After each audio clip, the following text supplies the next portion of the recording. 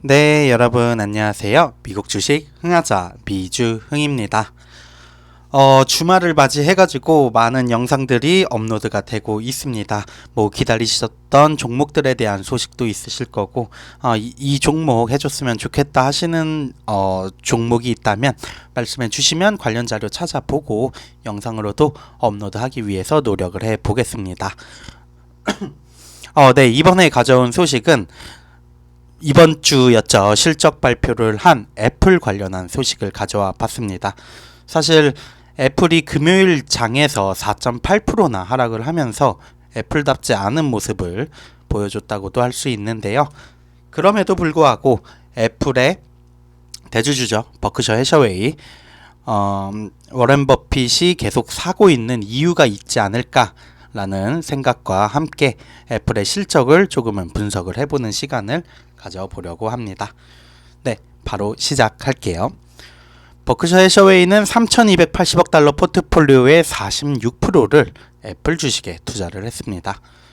애플은 소비자 충성도와 가격 결정력으로 변환되는 경쟁 우위인 엄청난 브랜드 권위로부터 이익을 얻고 있고요.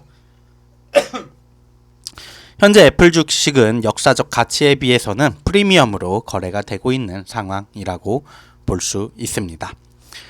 워렌 버핏은 미국 역사상 가장 위대한 사업가 중 한 명이죠. 워렌 버핏에 대해서는 말할 필요가 없을 것 같은데, 애플에서 워렌 버핏의 의미는 가장 큰 투자자라는 부분일 것 같습니다. 단일 주식이 전체 주식의 워렌 버핏 포트폴리오, 버크셔의 포트폴리오의 46%를 차지한다는 사실은 정말 놀랄 수밖에 없는 부분이고요. 버크셔는 3월 분기 현재 애플에 1,510억 달러를 투자를 했다고 합니다.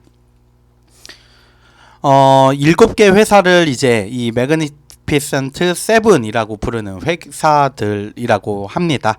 마이크로소프트라던가 알파벳, 아마존, 엔비디아, 테슬라, 메타 플랫폼 대표 빅테크 기술주들이죠. 이 종목들과 함께 애플까지 7개 종목을 얘기를 많이 하는데요. 회사의 총 가치가 11조 달러인데 애플은 시가총액이 3조 달러로 가장 큰 회사라고 할 수 있고, 전 세계에서 아람코를 제외하면은 거의 가장 큰 회사라고 볼 수가 있겠죠.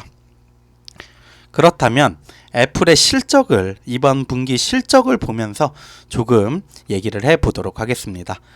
애플은 회계연도 3분기 7월 1일 종료되는 회계연도 3분기의 예상보다 나은 재무 결과를 내놓았지만 그 성과가 특별하지는 않았다고 합니다.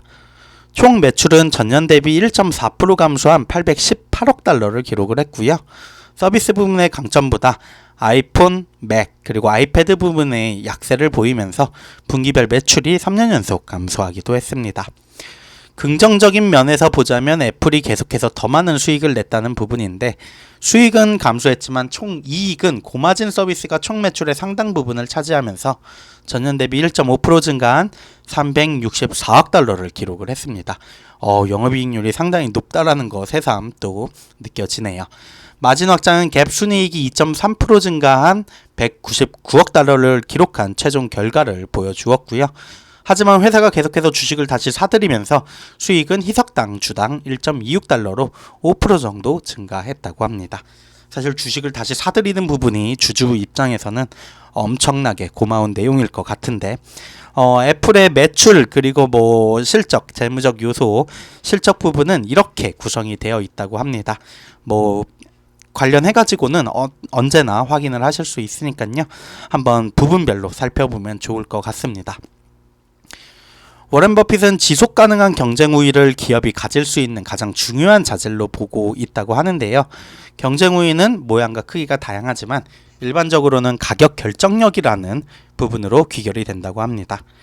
애플은 그러한 부분에서 엄청난 가격 결정력을 가지고 있다고 할 수 있는데, 올해 초 CNBC 인터뷰를 통해서 만약 당신이 애플 사용자이고 누군가가 당신에게 1만 달러를 제안한다면 유일한 조건은 그들이 당신의 아이폰을 빼앗아 갈 것이고 당신은 다시는 살 수 없을 것입니다 라고 하는 조건을 하고 10,000달러를 제안한다면 받지 않겠다라고 말을 했다고 하는데, 그런 유형의 소비자 충성도를 불러일으키거나 그런 종류의 가격 결정력을 가진 회사는 거의 없지만 애플은 그런 정말 특별한 회사라고 생각을 하는 것 같습니다. 애플에 대한 투자 분석을 보면은 다양하게 얘기들이 많은데요. 애플 브랜드는 프리미엄 기기의 대명사입니다. 스마트워치나 태블릿 분야의 선도적인 위치를 포함해서 여러 소비자 가전 분야에서 강력한 시장 입지를 누리고 있다라고 할 수 있는데요. 애플은 세계에서 두 번째로 큰 스마트폰 제조업체이고 시장 점유율은 지난 4년 동안 700bp 상승한 17%를 기록을 하고 있습니다. 삼성은 22%라고 하는데 한국 기업이 열심히 해야 된다라는 생각이 들면서도 또 애플 주주로서는 또 다른 생각이 들 수밖에 없는 것 같기도 합니다. 애플은 좋은 위치에 있는데 글로벌 스마트폰 시장은 그래도 2030년까지 연평균 6.8%씩 성장할 것으로 전망이 된다고 합니다. 6.8% 전망 생각보다 좀 적은 수치라고 볼 수 있죠. 요새 뜨는 VR, AR 혹은 AI 시장에 비하면 적은 성장률 수치라고 볼 수 있는데 회사는 비즈니스의 서비스 측면에서 더 흥미로운 성장 기회를 가지고 있다고 합니다. 애플은 클라우드 스토리지, 모바일 앱스토어 컨텐츠, 스트리밍 미디어 그리고 금융 서비스까지 고수익 제품으로 20억 개의 활성 장치 설치 기반을 수익화하고 있고요. 이 두 시장에서 특히 강력한 발판을 마련하고 있다고 하는데 애플 앱스토어는 가장 가까운 경쟁업체보다 2배 많은 수익을 올리고 있고 애플페이는 미국 소비자들 사이에서 다음으로 가장 가까운 매장 내 모바일 지갑보다 거의 3배나 더 인기가 있다고 하네요. 글로벌 모바일 앱 시장은 2030년까지 연평균 13.8% 성장할 것으로 예상이 되는 부분이고 모바일 지갑 시장 역시 같은 기간 연평균 26.7% 성장할 것으로 예상되는 고성장 산업군이라는 점을 생각을 한다면 애플의 성장성 아직까지 죽지 않았다라고 얘기를 할 수 있을 것 같습니다.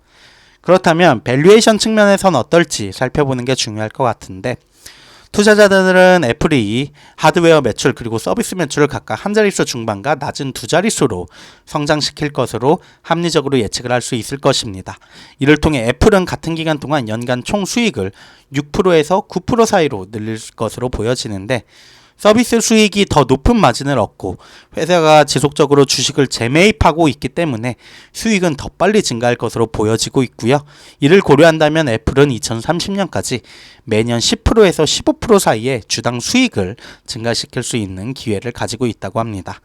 물론 애플 주식 현재 32배의 PS 비율로 거래가 되고 있고 3년 평균이었던 24.7배의 수익에 대해서는 상당히 가치가 높게 평가가 되고 있다라고도 볼 수 있겠지만요. 애플이 그 가치 평가를 시작으로 향후 5년에서 10년 동안 시장을 뛰어넘는 수익을 제공할 수 있을지는 의문이지만 버핏은 분명히 다르게 생각을 하고 투자를 하고 있는 거겠죠. 이 주식을 소유하고자 하는 투자자, 애플에 신규 진입을 하려는 투자자 아주 작은 포지션에서 시작해야 한다라고 하면서 기사 마무리하고 있습니다. 애플 주식 두말 하면 입이 아플 만큼 워낙 든든한 국밥 같은 종목이라고 생각을 하고요. 최근 실적 발표로 인해 가지고 4.8% 진짜 애플이 이렇게까지 하락을 하는 것도 흔한 일은 아니라고 생각이 드는데 저도 이번 기회 실적 시즌 이후에 약간은 눌림을 받고 조정을 받는 구간에 또 추가적으로 매수를 해야 되지 않을까 고민을 하고 있기도 합니다. 애플 181.99달러까지 위치해 있고요.